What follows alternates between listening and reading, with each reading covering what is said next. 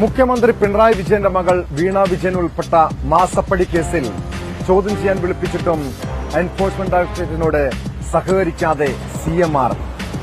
ഉദ്യോഗസ്ഥർ ഹാജരാകാത്തതിന് പിന്നാലെ CMRL MD Sasidharan കർത്തയ്ക്ക് ED നോട്ടീസ് അയച്ചു.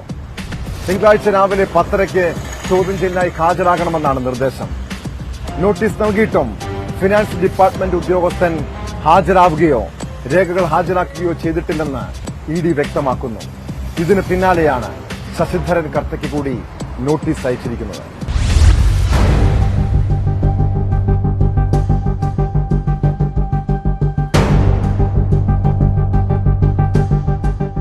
മാസപ്പടി കേസിൽ വീണ വിജയന്റെ കമ്പനിയായ എക്സാലോജിക് സൊല്യൂഷൻസും CMRലും തമ്മിലുള്ള ഇടപാടിൽ എൻഫോഴ്സ്മെന്റ് ഡയറക്ടറേറ്റ് കേസെടുത്തതിന് പിന്നാലെയാണ് ചോദ്യം ചെയ്യൽ നടപടികളിലേക്ക് കടക്കുന്നത്.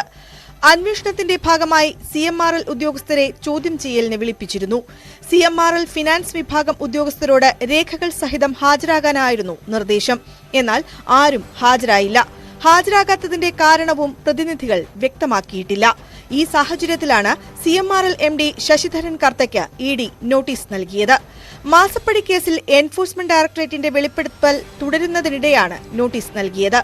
വീണ വിജയന്റെ കമ്പനിയായ എക്സാലോജിക് സൊല്യൂഷൻസും സ്വകാര്യ കരിമണൽ ഖനന കമ്പനിയായ കൊച്ചിൻ മിനറൽസ് ആൻഡ് റൂട്ടെയിൽ ലിമിറ്റഡും തമ്മിലുള്ള സാമ്പത്തിക ഇടപാടുകളാണ് ED പരിശോധിക്കുന്നത്.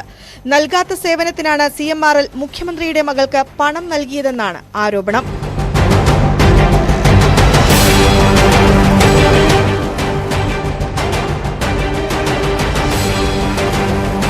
SFIOയുടെയും ആദായ നികുതി വകുപ്പിന്റെയും റിപ്പോർട്ടിന്റെ അടിസ്ഥാനത്തിലായിരുന്നു ED കേസ് ഏറ്റെടുത്തത്. കേന്ദ്ര സർക്കാരിന്റെ SFIO അന്വേഷണം പുരോഗമിക്കുന്നതിനിടയിലാണ് കേസിൽ ED അന്വേഷണവും ആരംഭിച്ചത്. മുഖ്യമന്ത്രിയുടെ മകൾ വീണ വിജയന്റെ എക്സാലോജിക് കമ്പനിയും CMRലും തമ്മിൽ നടത്തിയ 1.72 കോടി രൂപയുടെ സാമ്പത്തിക ഇടപാടിലാണ് ED അന്വേഷണം പുരോഗമിക്കുന്നത്. CMRL വീണ വിജയന്റെ ഉടമസ്ഥതയിലുള്ള എക്സാലോജിക് സൊല്യൂഷൻസ് എന്ന കമ്പനിക്ക് ഇല്ലാത്ത സേവനത്തിന്റെ പേരിൽ 2017-20 കാലയളവിൽ വലിയ തുക പ്രതിഫലം നൽകി എന്ന ഇന്ററിം സെറ്റിൽമെന്റ് ബോർഡിന്റെ കണ്ടെത്തലിലാണ് മാസപ്പടി വിവാദം ആരംഭിച്ചത്. തുടർന്ന് കേന്ദ്ര ഏജൻസികൾ അന്വേഷണം ഏറ്റെടുക്കുകയായിരുന്നു.